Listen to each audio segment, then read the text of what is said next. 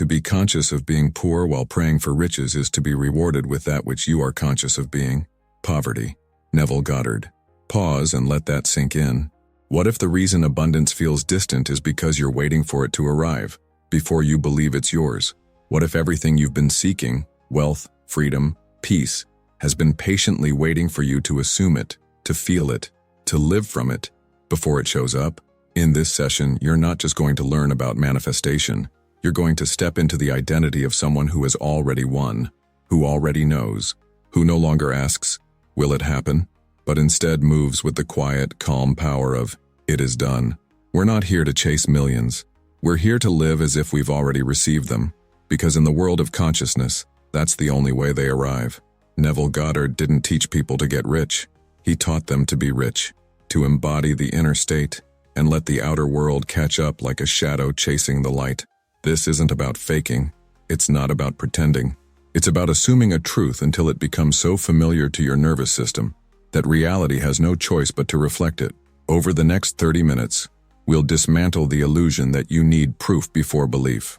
We'll explore why your emotions are more powerful than your effort, why your assumptions create your experiences, and how to let go of needing the how so you can fully rest in the feeling of already having. You'll discover what it means to move, speak, think, and walk like someone who has already received their wealth, not because you're trying to trick life, but because you finally understand. Life follows you. By the end of this experience, you won't just know what the law of assumption is, you'll know how it feels, and that changes everything. Now let's begin. Let's start where all creation begins, not with action, but with the inner state.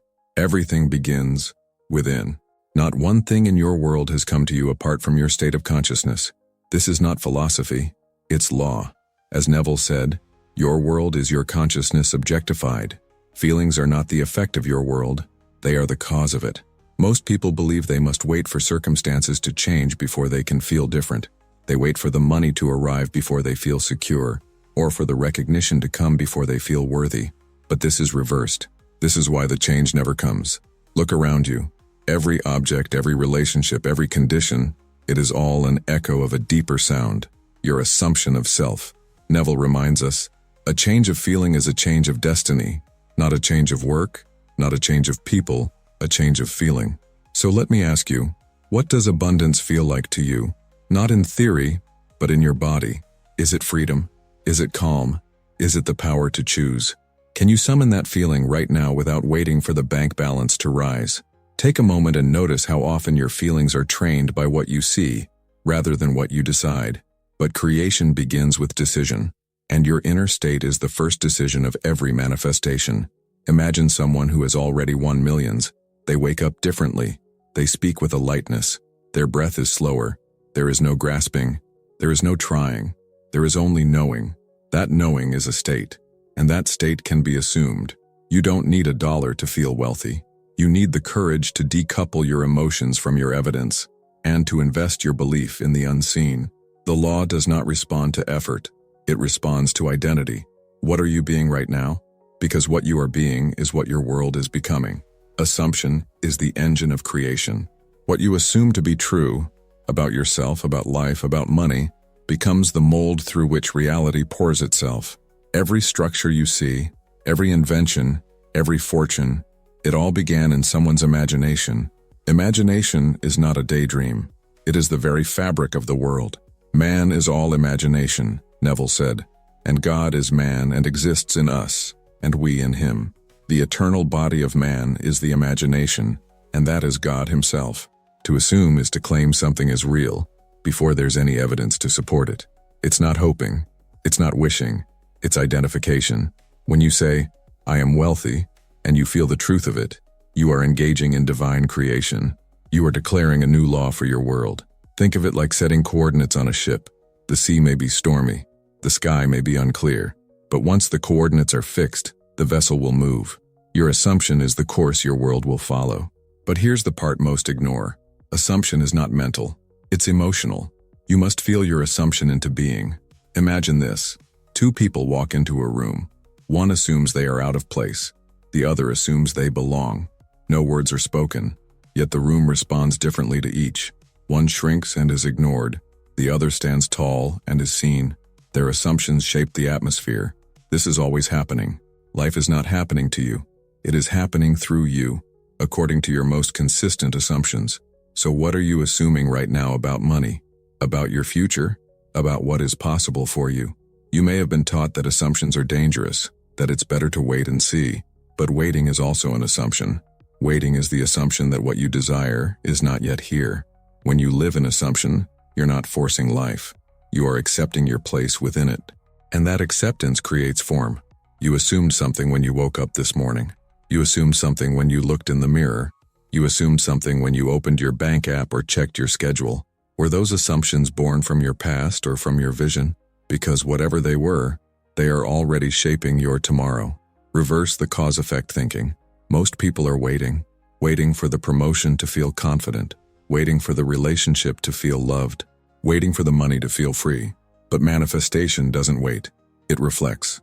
Neville said, "All transformation begins with an intense, burning desire to be transformed. You must want to be different and intend to be different before you can begin to change yourself." Desire is not something to chase. It's a signal of who you already are on a deeper level. But that change doesn't arrive by waiting. It arrives by assuming its truth now. You do not feel wealthy because you have money. You have money because you feel wealthy. The feeling always comes first. Always. This flips the logic most live by. They believe that if their world changes, then their feelings will follow. But that is not how consciousness creates. That is how it reacts. If you feel stuck, it's not because you're doing the wrong thing. It's because you're feeling from the wrong state. You're still looking to the mirror to fix your reflection. Neville compared life to a dream. In a dream, you accept what happens because it seems real. But what if this life is also a dream? A dream you can awaken inside of. Then your feeling becomes the pen, and your assumption becomes the plot. To reverse the old cause-effect thinking is to take back your power. Instead of saying, "When I have more, I'll feel better," you say, "Because I feel better, I will have more." A woman who feels abundant spends money differently. She walks differently. She sleeps differently. And because of that, her world begins to reflect that belief. Not immediately, but inevitably. Your feeling is the magnet. It does not wait for proof. It draws it. So ask yourself now, are you trying to change your world so you can feel different? Or are you ready to feel different and let the world follow? Because that reversal is not just a mindset shift. It's the doorway to the miraculous. Persist through doubt. Doubt is not a sign that something is wrong. It's a shadow cast by your old assumptions. When you begin to change your inner state, when you start to feel wealthy before the evidence arrives, the past doesn't let go without protest. It returns as fear, as hesitation, as that quiet voice asking, "But what if it doesn't work?" Neville addressed this very human experience with clarity. He said, "A change of feeling is a change of destiny, but that change of feeling must be sustained. The world at first may not confirm your new state. You may affirm abundance and still receive bills. You may walk with confidence and still meet resistance. But this is not failure. This is the test of persistence. Persistence is faith in motion. It is remaining loyal to the unseen, even when the seen tempts you to revert. Imagine a sculptor shaping a block of stone. The first few strikes reveal nothing. The form is still hidden, but with each precise movement, the figure emerges. This is what your assumption does. It chisels away the false until the truth stands visible.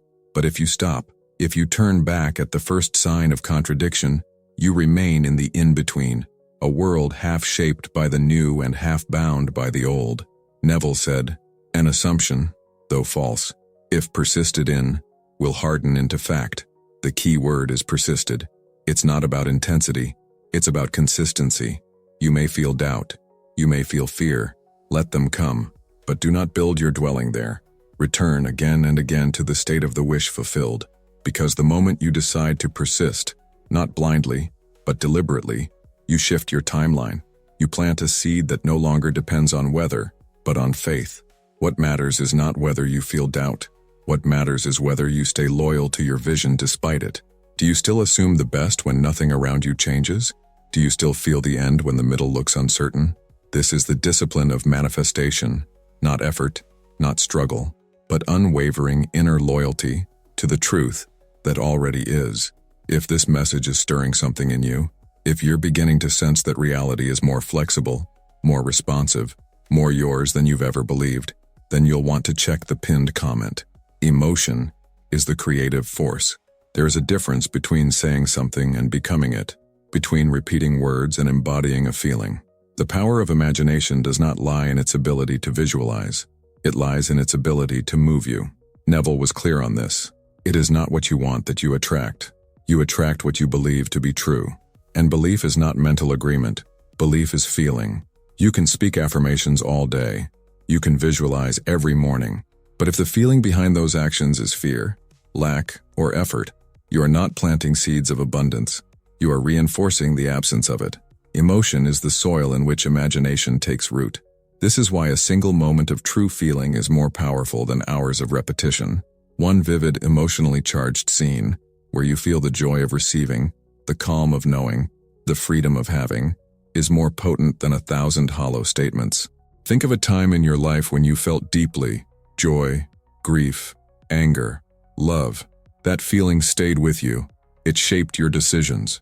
It changed your perception. That is the power of emotion. Now apply it to your assumption. What does wealth feel like? Not in your mind, but in your chest, your breath, your body. What does it feel like to know you are free, secure, chosen, capable? Not what would you do, but how would you feel? If the feeling is absent, the assumption is weak. If the emotion is real, the manifestation is inevitable. Neville called this the secret of feeling, and it is the turning point in every true act of creation. You are not convincing the world. You are convincing yourself. And when the conviction becomes emotion, it becomes truth. So the question is not, what do you want? The question is, what are you willing to feel into being? Because only what is felt can be made real. Let go of the how.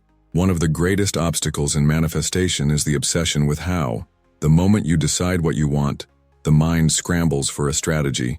It demands timelines, plans, and probabilities. But in the world of imagination, the how is not your concern. It never was. Neville said, "The drama of life is a psychological one, and the whole of it is written and produced by your assumptions. The script is yours to write, but not yours to direct. Just as a seed does not know the mechanics of its own unfolding, your desire does not require your interference to come into form. It requires your trust. The need to control the process is born from doubt, from the fear that if you do not interfere, nothing will happen. But this fear creates resistance. It clogs the current. It tells the deeper self, I do not believe. Consider how nature operates. The tree does not stress over how to grow. The river does not plan its course. There is an intelligence at work beneath all things, and that same intelligence responds to your feeling, not your effort. When you assume the end, you release the middle. You surrender the need to micromanage the unfolding, and in that surrender, you create space for life to move. Think of a letter already mailed. You do not worry about every stop it will make. You trust it is on its way. You go on with your day, and one day, it arrives. This is the posture of manifestation. Confidence without control. Surrender without passivity. The world will organize itself around your state. The opportunities, people, and events required will be drawn to you, not by force, but by resonance. Neville called this living in the end. And to live in the end is to accept that your only responsibility is to feel the wish fulfilled, not to track its delivery. So ask yourself, are you truly assuming the end, or are you still negotiating the path? The path is none of your business. Your business is the state. The rest is already written. Words and actions must align. You cannot assume wealth inwardly while expressing lack outwardly. The universe does not respond to your words alone. It responds to the frequency behind them. When your inner state and your outer expression are in harmony, your world becomes magnetic. Neville said, your reactions to life tell the truth about your beliefs. You may say, I am abundant, but if your speech is filled with complaints, with hesitation, with worry over every bill, then your true assumption is being revealed and reinforced.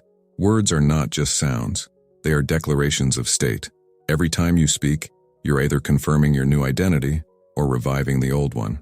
This is why awareness is so crucial. Listen to how you describe your day. Notice what you say about money, about yourself, about what's coming next. Are your words laced with possibility or with apology? And beyond words, watch your behavior. Do you delay decisions out of fear? Do you bargain with life as if you're unsure of your worth? Or do you move with the confidence of one who knows that life is responding to them, not judging them, not testing them, but reflecting them? Alignment is not about perfection. It's about integrity. It's about letting your speech, your posture, your tone, and your choices be consistent with the version of you who already has. When your actions say, "I trust," and your words say, "I have," and your feelings say, "It is done," the world cannot help but mirror you. This is the difference between pretending and embodying. Pretending says the right things but feels fear.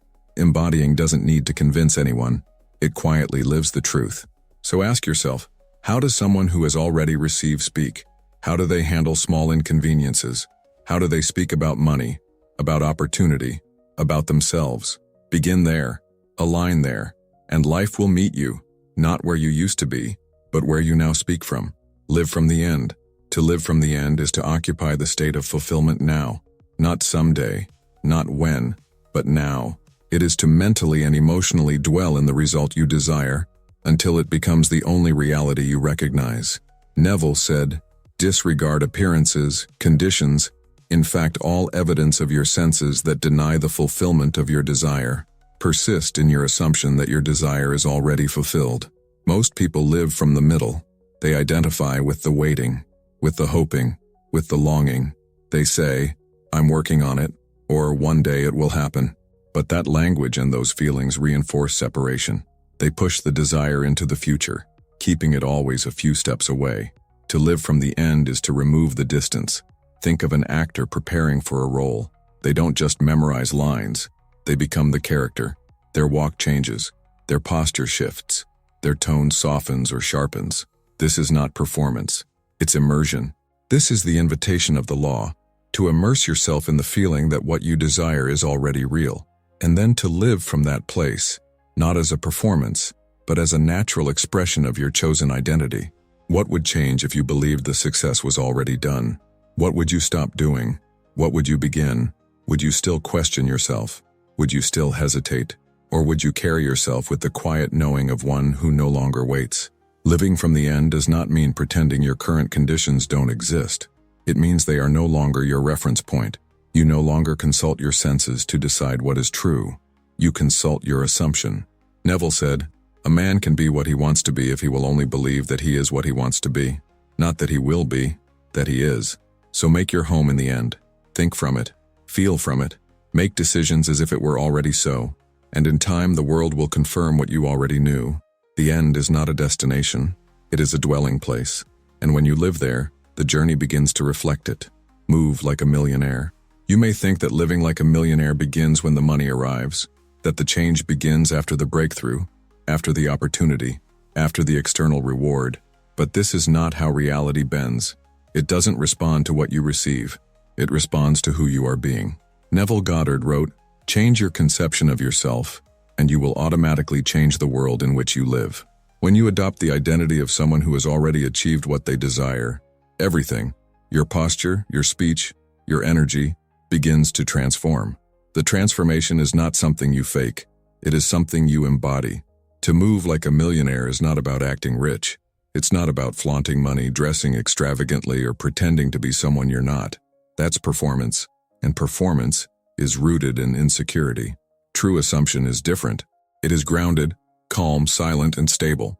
It begins with self-concept. Imagine a person who has just received an unexpected deposit of $10 million. No conditions, no taxes, just theirs, instantly. Consider how that person would stand. Would their shoulders be tense? Would they walk quickly, anxiously? Would their eyes dart around, scanning for threats, counting every cent? Or would they slow down? Would they breathe more fully, with less urgency? Would they speak with less edge and more clarity? The truth is, you already know how they would move, because it's inside you. Not as an imitation, but as a memory you haven't yet lived. To move like a millionaire means to assume the inner tempo of someone who is not afraid of lack. It means you don't chase, you attract. You don't explain, you express.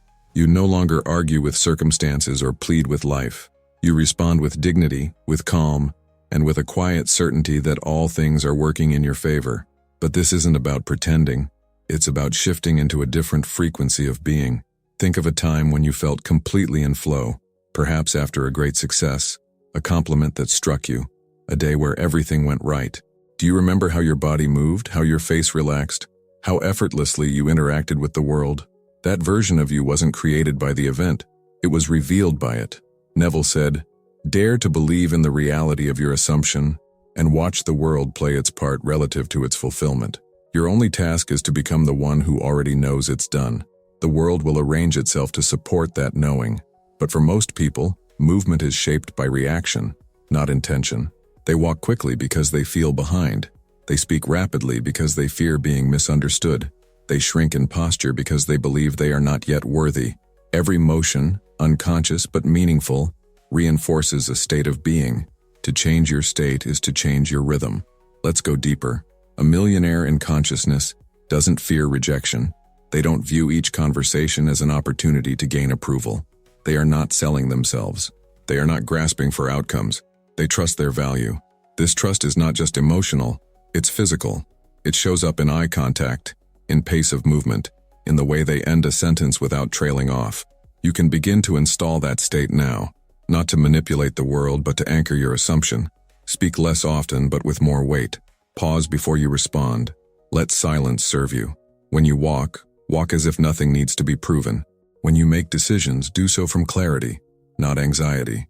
Millionaire movement is not fast. It is direct. It is focused, but never frantic. And above all, it is generous. Those who live from abundance don't withhold praise, kindness, or attention. They give without fear of loss, because they no longer live in the economy of scarcity. They trust that what they give returns multiplied, that what they share expands, that their power increases through expression, not protection. To move like a millionaire is to become deeply present. There is no rush. There is no delay. There is only now. And in the now, you choose who you are. Every time you stand, speak, listen, or act, you reaffirm your self-concept. This is not superficial. This is sacred. So look closely. How do you enter a room? How do you greet others? How do you take up space? Not in arrogance, but in full presence. These are not small matters. They are signals, and your world reads them clearly. You are telling the world what to reflect. Neville taught that the external world is yourself pushed out. So what version of you is being pushed out through your movement, through your tone, through your choices? This isn't about imitating someone successful. It's about activating the success within you, the one that already exists beyond the conditions of your current life, the one who is not trying to become, but simply being. When you walk like you've already won, when your energy whispers it is done, life doesn't resist you. It rises to meet you. You are not waiting for millions to appear before you live with certainty. You are living with certainty now, and that is why they must appear. Persistence hardens assumption into fact. Manifestation does not unfold because of one powerful moment of belief. It unfolds because of your loyalty to that belief over time. The world responds not to fleeting inspiration, but to sustained inner conviction. Neville Goddard stated it plainly. An assumption, though false, if persisted in, will harden into fact. What he meant is that the world is shaped by consistency of consciousness. The assumption you return to most often becomes the reality you walk into. You may begin with a vision, a beautiful, vibrant scene in your imagination, a moment of success, of freedom, of joy. You feel it for a moment, and it lifts you. But what happens when life seems unchanged the next day, when the outer world still looks like the old story? Most people retreat. They abandon the assumption. They say, it didn't work. But this moment, this very moment of doubt, is when the real work begins. Because manifestation is not only about the image, it is about your willingness to remain in that image, to dwell in that feeling, despite appearances. It's about emotional stability in the unseen. The visible world has momentum. Your past assumptions built it. And like a wheel spinning with force, it takes time to slow the old and generate the new. This is not punishment. This is physics of consciousness. When you persist in a new assumption, whether it be abundance, love, health, or success, you are reprogramming reality at its root. Imagine a sculptor carving stone. At first, the changes are subtle. One chip here, one mark there. The figure is still buried within the block. But over time, with patience, with steady work, the form emerges. This is what persistence does. It carves out the new identity until it reveals itself. There will be days when your inner assumption, and your outer world feel miles apart. Days when the evidence contradicts your belief. But remember, the contradiction is not proof of failure. It is the echo of an old state still unraveling. Do not confuse delay with denial. You are not being tested. You are being asked to remain loyal to the truth you have chosen. Neville encouraged nightly revision, not just to correct the past, but to reinforce the new. At the end of each day, go back over it in imagination and revise it as you would have wanted it to go. Do not let the day's disappointments harden into identity. Rewrite the script. This is persistence in practice, and there are other ways to build it. Begin your day not by checking the world, but by checking your state. Ask yourself, who am I being today? Enter the day as the one who already has. Throughout the day, notice when your thoughts wander to lack or worry. Gently return to the vision. Reaffirm it, not with pressure, but with calm certainty. And before sleep, return to the feeling of the wish fulfilled. Let that be the last impression your subconscious receives. Over time, this becomes natural, not effortful, but effortless. Like learning a new language, at first you translate, then eventually you speak it fluently, and your world begins to speak it back. Neville said, "All you can possibly need or desire is already yours. You need no helper to give it to you. It is yours now." Call your desires into being by imagining and feeling your wish fulfilled.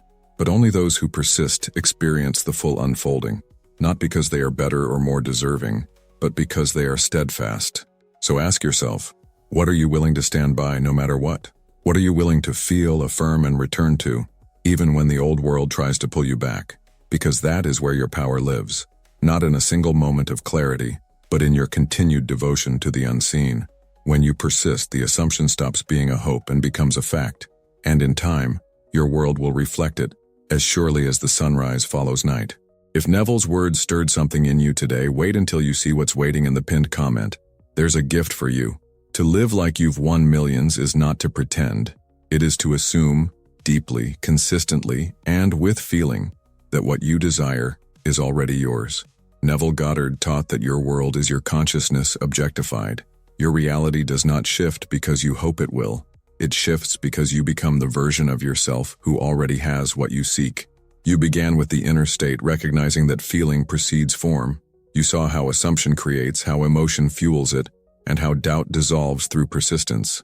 You've reversed the cause-effect model, no longer waiting for life to give you permission to feel successful. You now understand that feeling successful is the very cause of its arrival. You've explored how speech, movement, and behavior must align with the identity you've chosen. That confidence is not a performance. It's a natural byproduct of living from the end. And above all, you've learned that persistence is the bridge between imagination and experience. It is not intensity, but loyalty to the unseen that brings your vision into form. So as you return to your day, ask yourself, who am I being now? Not what am I doing or what am I waiting for, but who am I being? Because the moment you return to the state of the wish fulfilled and remain there, you shift the course of your life. Assume the feeling of the wish fulfilled, Neville said, and continue feeling that it is fulfilled until that which you feel objectifies itself. You are not hoping anymore. You are being, and being is the beginning of all creation.